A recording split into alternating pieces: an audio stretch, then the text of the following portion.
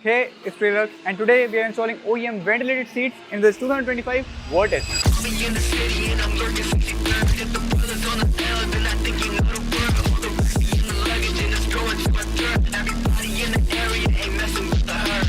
These seats are brand new from Volkswagen, and not only are they ventilated, but they are fully electronically adjustable as well.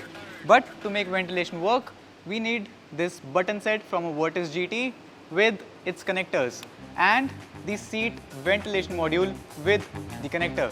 So we need to make the entire wiring for it, and now that we have everything, let's pull the seats out of the car.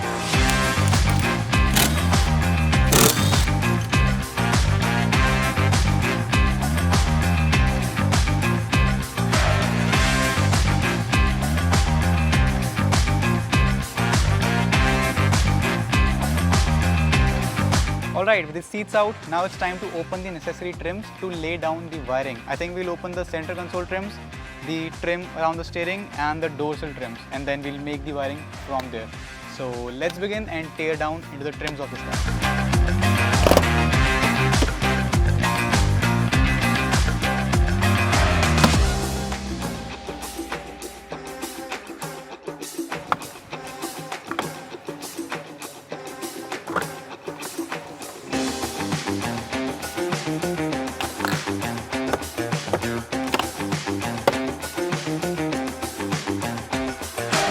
So comparing these two 10-pin connectors, the one that is originally in the car and the one that we cut from the Vortex GT, we need to add at least 3 to 4 wires in this 10-pin connector, and this is an entirely new connector that is being added to this car. And now everything that we had to open has been opened. So let's just start to wire it all in. So these are the 3 extra wires that we are going to add. This is black for power, I believe. Let's remove it. I'm removing it from number 3. So I'll be sure to put it in number 3. Just like that. And just like that, the rest of the wires as well.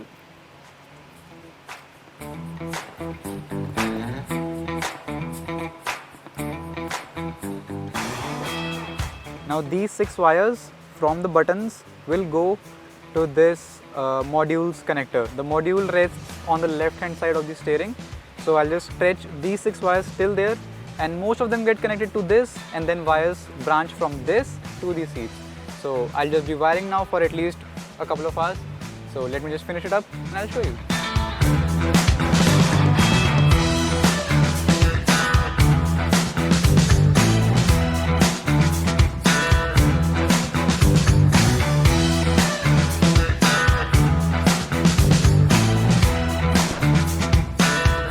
So far, the wiring from the module to the buttons is done. Now the wiring from the module to each seat and to the BCM is left, and to power the seat itself. So we'll do that right now. So it has been a lot more than 2 hours. The wiring with this retrofit is really intense. All that's left now is to give power from the fuse box and then grounds to the ground points, and then we are ready to test the seats out.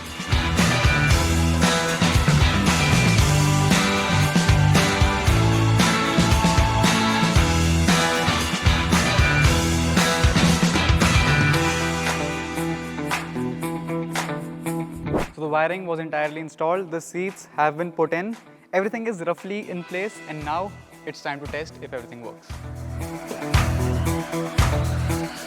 Alright, the seat works perfectly, the electronic adjustment works. Now let's test if the ventilation works. And it does. The ventilation is working as well, that's great. Now generally the ventilation does not work till the engine is on, and that is because there is a single wire that goes to the VCM and to the ventilation module, which tells the module that hey, the engine is on, you can now turn on ventilation. But in this case, since this is an SFD logged car, we could not code anything, we did not give that signal to the VCM, instead we gave it to ignition, so that anytime the owner turns the car off, the ventilation turns off as well. Now the ventilation is working, the engine is on, but as soon as I turn the car off, the ventilation turns off as well. So there is no way or no chance that the ventilation will stay on forever. That won't happen. Alright then, Now that everything works, it's time to put this car back together because it's blown up into pieces right now.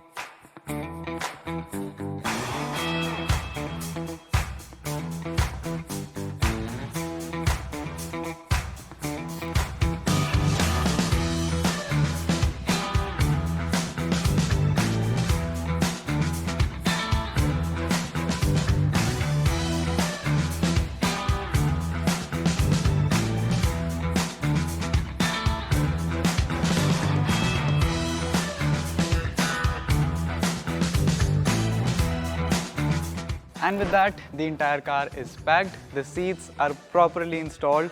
So this car, being a GT line, now has GT seats which are ventilated and totally electronically adjustable.